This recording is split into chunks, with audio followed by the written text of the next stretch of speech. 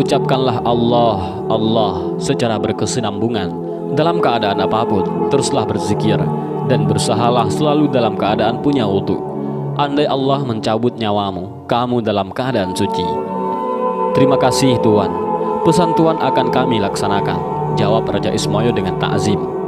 Kalau hatimu sudah berzikir, maka Allah sendiri yang akan membimbingmu, kata Wali Paidi. Apakah kami akan menjadi wali kalau hati kami sudah bisa berzikir sendiri? Tanya Raja Ismoyo. Hahaha, jangan sekali-kali punya niat ingin menjadi wali, karena keinginan itu termasuk nafsu. Berzikirlah karena Allah, jangan ada niatan yang lain, jelas Wali Paidi. Setelah menghisap rokoknya, Wali Paidi berkata lagi, Allah menjadikan manusia pemimpin di muka bumi ini dan mengangkat para walinya dari kalangan manusia, jelas Wali Paidi lagi. Oh begitu, kalau Allah menghendaki begitu, kami sangat ridho dengan keputusan Allah tersebut, jawab Raja Ismoyo manggut-manggut. Kalau boleh tahu, Tuan ini wali yang bagaimana? Tanya Raja Ismoyo selanjutnya. Aku adalah wali abdal, wali pengganti. Kalau istilah dalam sepak bola, sebagai pemain cadangan, wali tingkat rendah. Aku dulu hanya seorang abdi, seorang kiai. Tugasku hanya menyiapkan rokok dan kopi. Setelah kiai saya meninggal, akulah yang dipilih Allah sebagai gantinya, terang Wali Paidi. Jadi wali itu jumlahnya tetap sama dari dulu sampai sekarang? Tanya Raja Ismoyo dengan bersemangat. Iya, jumlahnya wali di seluruh dunia tetap sama, karena setiap yang meninggal pasti ada gantinya. Biarpun kamu tidak ada hak untuk menjadi wali, kamu harus tetap semangat, karena di mata Allah derajat seseorang itu dilihat dari ketakwaannya. Wali itu hanya titel yang diberikan Allah buat para wakil-wakilnya di muka bumi, guna untuk mengatur dan menata manusia.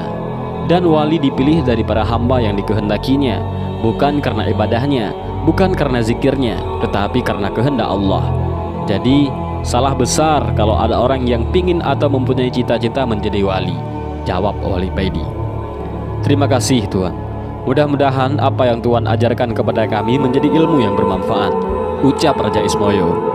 Dan akhirnya Wali Paidi pamit dan meninggalkan Gunung Arjuna diiringi Raja Ismoyo dan seluruh rakyatnya.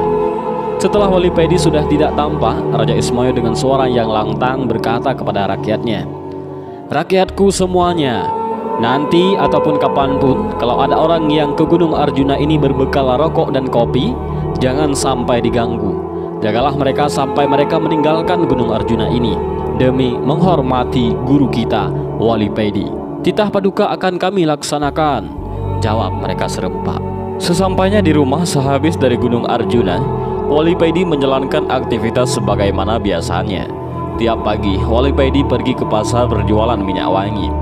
Orang-orang di pasar dan di rumahnya biasa memanggilnya Kang Paidi, tukang minyak. Sekitar jam 1 siang, Wali Paidi ini menutup tokonya dan pulang.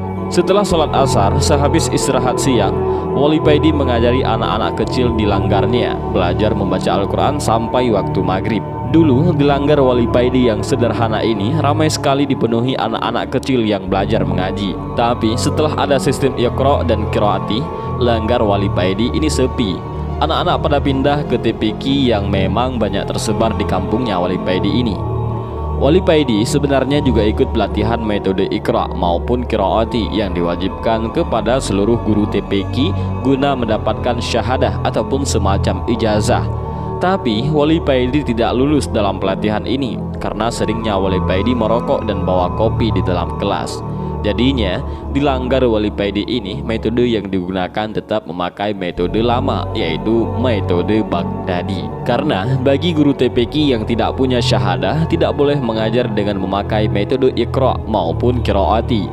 Dan lama-kelamaan murid-murid Wali Paidi habis.